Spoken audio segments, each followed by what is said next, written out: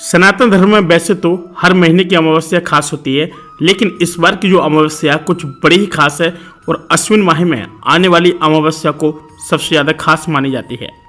इसलिए ऐसा कहा जाता है क्योंकि इस दिन को सर्वपितृ अमावस्या के नाम से भी जाना जाता है। यह पितृपक्ष का अंतिम दिन भी होता है। इस वर्ष 2023 सर्वपितृ अमावस्या 14 अक्टूबर के दिन पड़ रही है और इस दिन साल का अंतिम सूर्य ग्रहण भी लगेगा। ऐसे में कुछ लोगों के मन में यह प्रश्न उठ रहा है कि सर्वपितृ अमावस्या के दिन किस समय श्राद्ध कर्म, पिंडदान व तर्पण करना चाहिए, और आपको बताना कि विस्तार से बताएंगे कि आखिर जो करने का जो शुभ मुहूर्त है वो क्या रहेगा। पंचांग के अनुसार अश्विन मास के कृष्ण पक्ष की अमावस्या तिथि 13 अक्टूबर रात्रि 9:50 से शुरू होगी और 14 अक्टूबर मध्य रात्रि 11:24 पर समाप्त हो जाएगी। वहीं इस दिन सूर्य ग्रहण का समय रात 8:34 से रात्रि 2:25 तक रहेगा। यह वक्राकार सूर्य ग्रहण होगा जो भारत में दर्शनीय नहीं होगा, जिस वजह से यहाँ सूतक काल भी नहीं होगा।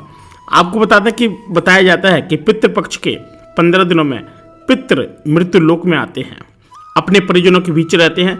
इस दौरान श्राद्ध तर्पण से भी उनकी सुक्षा प्यास शांत होती है।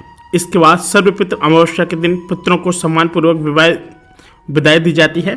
उनकी मुक्ति के लिए सर्वपितृ अमावस्या के मौके पर पितरों का तर्पण, पूजन और विदाई का आवश्यक माना जाता है। बताया जाता है कि सर्वपितृ अमावस्या के दिन दान, पुण्य और गीता के 7वें अध्याय का पाठ करना भी उत्तम माना जाता है। बल्कि महाभारत शुरू होने से पहले भगवान श्री कृष्ण ने अर्जुन को गीता का ज्ञान दिया था। इस गीता का 7वां अध्याय पितृमुक्ति और मोक्ष से जुड़ा है।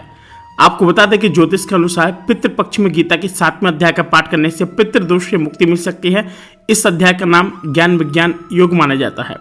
इस अध्याय का पाठ श्राद्ध में जितना हो सके उतना करने का प्रयास करें। अगर इस अध्याय का पाठ खुद नहीं कर पाए तो किसी योग्य ब्राह्मण से करा सकते हैं। और साथ ही अपने पितरों के लिए श्रद्धा से किए गए मुक्ति कर्म को श्राद्ध कहते हैं। उन्हें तृप्त करने की क्रिया को तर्पण कहा जाता है। ज्योतिषाचार्य ने भी बताया कि व्यास जी ने भी बताया कि श्रद्धा में श्रीमद् भागवत गीतों के 7वें अध्याय का महात्म्य, अनीश व्यास जी थे, उन्होंने बताया कि पढ़कर पूरे अध्याय का पाठ करना चाहिए और इस पाठ का फल आत्मा को समर्पित करना चाहिए।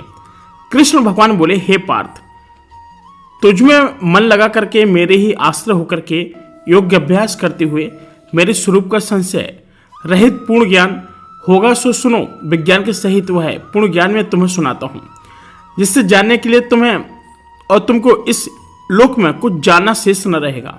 सहस्त्रों मनुष्यों में भी एक सिद्धि प्राप्ति के लिए यंत्र करता है और उन यंत्र का करने वाले सिद्धों को मैं जो भी कोई मुझे ठीक से जान पाता है, पृथ्वी, जल, अग्नि, वायु, आकाश, मन, बुद्धि, अहंकार, यह 8 प्रकार की मेरी प्रकृति माया है। इस प्रकृति को अपरा अचेतन अर्थात जड़ कहते हैं। और हे ब्रह्म बाहो, इससे दूसरी प्रकृति चेतन है जिसने संपूर्ण जगत धारण किया है। इन दोनों प्रकृतियों से सब प्राणी मात्र उत्पन्न होते हैं। ऐसा जानो यह प्रकृतियां हम ही से उत्पन्न होती हैं और जगत की उत्पत्ति प्रलय का कारण मैं ही हूँ।